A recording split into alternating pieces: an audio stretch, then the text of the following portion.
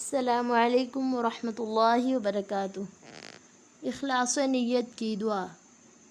اللہم اجعل عملی کلہ صالحا، اللہم اجعل عملی کلہ صالحا واجعلہ لوجہک خالصا ولا تجعل لأحد فیہ شیئا۔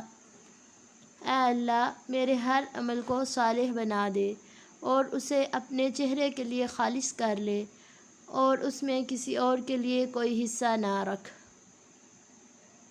اللہم اجعل عملی کلہ صالحا واجعلہ لوجہک خالصا ولا تجعل لأحد فیہ شیئا۔ جزاک اللہ خیر۔ السلام علیکم ورحمۃ اللہ وبرکاتہ۔